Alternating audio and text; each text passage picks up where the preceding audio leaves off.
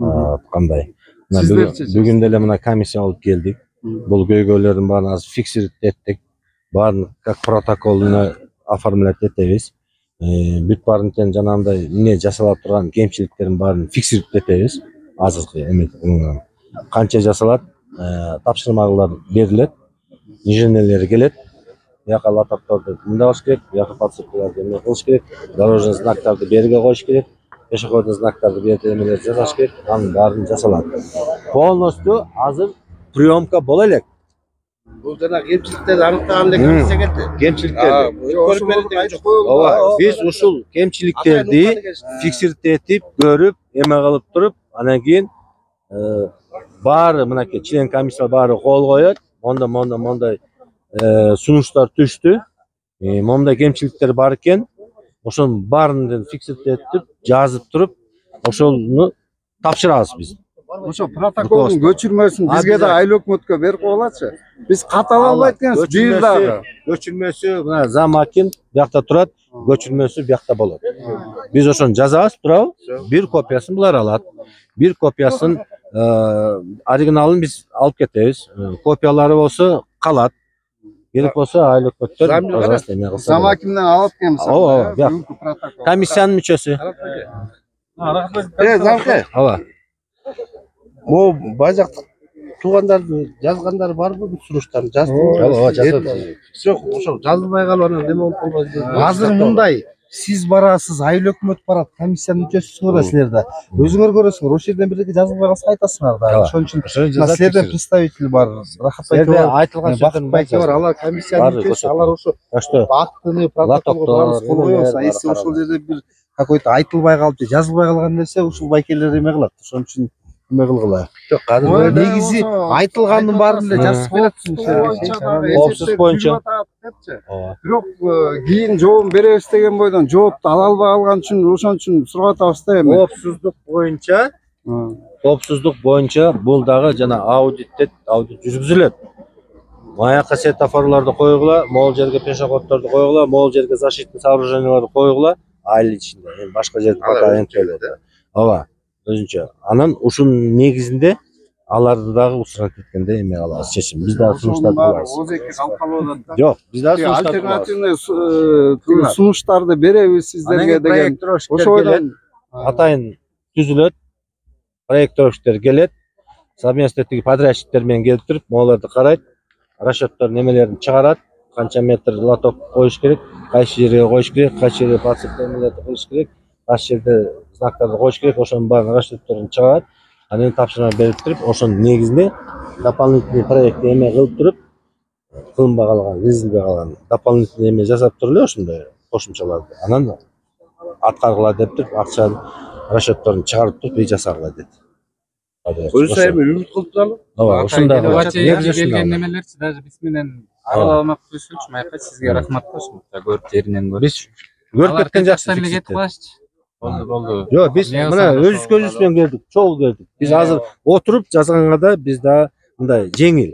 Тигил жерде мындай кылыш керек, бул жерде мындай кылыш керек. Керек болсо тиги канча метр болот, кайсы жерде участоктарды устранить этиш керек. Бирок ошонун баарын биз бекитип фиксировать этебиз, баарын эме кылабыз. Сизге рахмат. И всё, бул решение.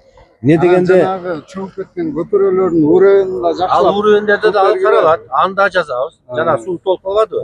Суу толккан жерде алында уровендерди көрөбүз. Почему вода не течет? Какой кандай инженерный чечим бар? Мен инженер эмесмин. Инженерлер билет, көрөт. Алар атайын келет, көрөт, эме кылат. Бияка мындай толтуруш керек экен, биякты түшүрүш керек экен деп турабы? Уклондорду кылыш керек экен деп. Алар өзүнүн расчетун чыгарып беришет. И проектни баягы чечимин берет. Алар өзү кылат. Поэтому мындай кылыш керек экен, тигиндей кылыш керек экен, мен азыр инженер эмесмин, айта албайм. Сөзүн ачык. Бул көйгөйдү биз уже фиксировать этип жасайбыз. Анан жанагы бурулуш, коркунучтуу бурулуш жерлерчи? Ошондой жерлерге коюп бересиңерби? Обязательно кылыш керек. Сыртына, жана аркада эле турат өзүңүз. Аны учиттеш керек. Жанагындай опасный повороттордо жана ылдый түшүп кетип, машина кышында гололед болуп түшүп кетет. Андайларды эле эметиш керек. Этиятты, коопсуздук керек. Коопсуздук деген бул биринчи маселе. Бул биринчи маселе.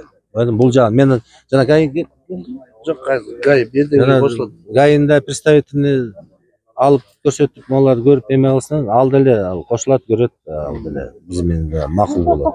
Потому что безопасность жагында учет этебиз. Тиги знактарды коюп, мындай участкалар көп. Бул жаңы жол салынып атат. По-любому аудио бул айыл деле эмес.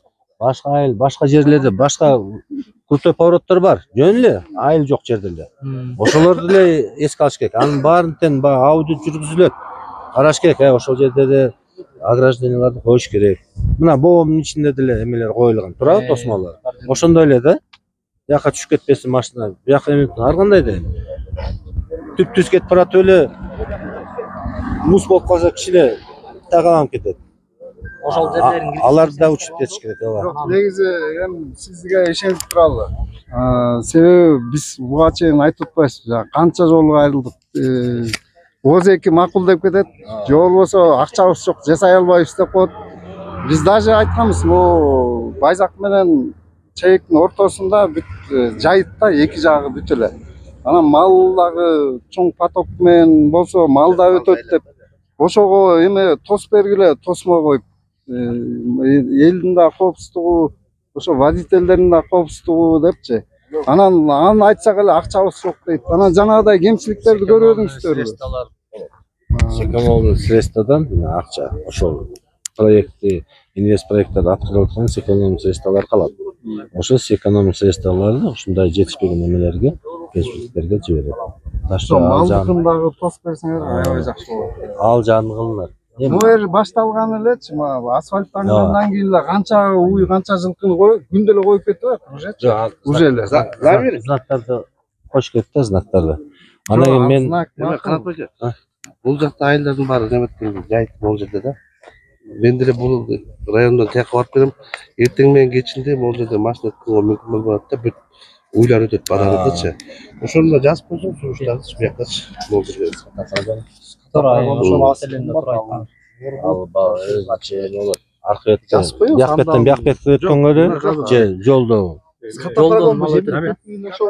Катапрогондон жок, ошо могул мал айдаган жолдун жээгин мындай ограждение кылып туруп тосуу деген. Алдычы, малды негизи жолда айдабаш керек да. Жок, жолда айдабайбыз. Биздики мындай болот да, күзүндө мояк поля бүт ачылат, эл поляга айдап ийет. Анан жылкы, уй бүт өзү чыгып кетет да жолгочу. Ошону тосуп коюш керек да. Жегинчи, мал өтө эле көп болот бияктачы. Башка айылдарга караганда чоң айылда. Тосуп койсоң, Андай эле жана тосмолор. Тосмо. Öyle kişiler Cumhurlar rayonu именно Байзак айылына келгенде, мисалы эртең Бишкек шашып баратат да. Могул жерде калкалап кеткенде, толтура уйлап şu энге калкалабыз дейт да. Айыл өкмөттөргө бир чарасын чечсеңер жакшы болмок деп. Эртең менен кечинде мисалы Бишкектер кетип баратканда, именно уй жерден өтөт да, анан тыпылдатып турушат да шегендечи. Көп туруп калышат да. Тетиги жерден ар жактан айдайсың да. Түздө до конца Кытай базадан да өтөт. До конца кетет. Чейктин бер жагына чейин. Анан проблема бар да ошол жерде. Чем башка айылга караганда. Жок, ушул айылдан түшөт да. Мындай дегенбиз. Аркага чейин Могул жерде. Кылгандачы, подземный мал өткөнгөчү. Кыштын күнү бияк айдоого эмес, мояк сас бар да.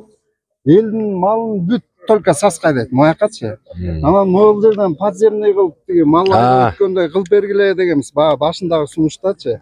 Аны жасай албайбыз, бирок андан башка альтернативный сунуштарды кылабыз сиздерге, мына эсептерди жүргүзүп атабыз деген бойдон вообще бир кайра эсебин дагы, проектисин дагы ала албай койдук да. Башында келгенде детальный проект жок бизде деген да. Анан эми детальный проектиңерди берилечи, могу тротуарды кандай кылып саласыңар, элдин коопсуздугун, малдын коопсуздугун кантесиңер десек, мына беребиз, ана беребиз, анан министр кетип калды, анан бул кетип калды болуп отуруп, ушул күнгө чейин аткарылган жок да. Эгер ошол кездеги биздин талаптар аткарылганда азыр жеңил бүтмөк, туурабы? Азыр канча көпүрө жөн эле жараксыз эле салып коюп атат. Ошонун баары эми биздин Кыргызстандын акчасы кетип атат да, жөн эле асманга сапыр үйүп атат. Ошондо эске алыш керек болчу да. Ошол кезде жазса жеңил болмок да. Эми азыр эске алынбаган. Ошо сизде Алла разы болсун. Чогулдардыңар уруксат берилем. Биз эми Ушулар дагы ары жылалы, катарда участоктор бар. Биз эми Ишенебиз, бизден биз эме кылдык. айыл өкмөт бар экен. Эске алдык. Анын баарын фиксип кетебиз. Разгаз жок. Анан бул чечимдердин баарын зам акимде болот, акимиятта болот, пожалуйста, любой решение. Айыл өкмөт болот. Жок. Акимиятта, зам аким бизде да. Ошо биз киргизген чечимдердин баары Айыл өкмөт барбы? Бар. Анын баары эме кылабыз. Бул деген баягы элдин көйгөйү действительно. Аны түшүнүп атам, билип атам. Өзүм деле көрдүм, суу толкунат баарын. Мындай бир нерсени кылсаңдарчы, ошону туура кылыш керек да. Туура кылыш керек, түз кылыш керек. Ошондой эске алынбай калганда көп моменттер. Тура мына сен да жүрөсүң, өзүң да көрүп атасың, бул АБРдин консультанттын переводчик эмеси. Эл дагы чыдамкай экен, чыдады. Жана канча огородду сугара албай калып калып атат, көрдүңүз. Анан кичине курулушчулар келип курсунчу мындай. Бүгүн жол министрлигинен түзүлгөн комиссия келип көрүп кетти. Буга чейин Байзак айылында жасалган жолдун жээги, тротуарлар жана көпөрөлөр боюнча көптөгөн элдин нараазычылыктары болуп келген. 2020-жылдан баштап ушу жолго асфальт басылып элек кезде ошо кемчиликтерди калыбына келтирүү боюнча көптөгөн кайрылуулар болгон. Анан Минтранс ошо ойдон жооп да берген эмес. Бул эсептейбиз, тактайбыз, көрөбүз, анан кийин сиздерге кат түзүндө жооп беребиз деп ошо кат түзүндө да жооп бербей, келтирилген кемчиликтер оңдолбостон ошо ойдон жасалып кеткен да. Анан могу акыркысын эл тажагандан айла жок жогорку кеңешке Нурбек Өмүрбековичке кайрылып, Сыдыгалиев өзү келип өткөндө Минтранстын өкүлдөрүн алып келип, анан бул маселени чечүү боюнча, чекит коюу боюнча сөз берип кеткен. Анан азыр мына ошо комиссия түзүлүптүр. Комиссия түзүлүп, келип эл менен жолугуп, элдин мүдөлөрүн угуп, көрүп кетишти. Көпөрөлөр туура эмес жасалганын көрдү. Көпчүлүк салынган көпөрөлөр иштебей эле калып атат.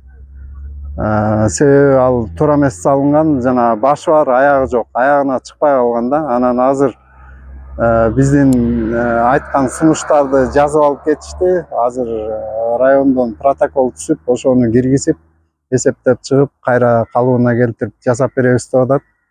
Ошон үчүн ушу Байзак элинин атынан Нурбек Өмүрбековичке чоң ыраазычылык билдирем. Себеби жогорку кеңештин депутаты, вице-спикер Нурбек Өмүрбекович көптөгөн иштерди кылып келатат депутат болгондон бери. Атап айтсак, ушу Байзак айылындагын эле айталы. Байзак айылында Орто Канды участкасына садик салуу боюнча республиканский бюджетке киргизип берди. Ошол быйылдан башталганы турат буюрса. Андан тышкары мынакей канча жылдан бери бизди укпай келген жолдун салынышы, тротуарлардын жасалышы боюнча кемчиликтерди такыр моюндабай, ошону жасабай келген Минтранстын өкүлдөрү бүгүн келип, ошо атайын комиссия түзүп жибериптир. Келип ошо бир кыйла кемчиликтерин өзлөрү көрүп, моюнуна алып, ошолорду кайра калыбына келтиребиз, жасайбыз деп кетти.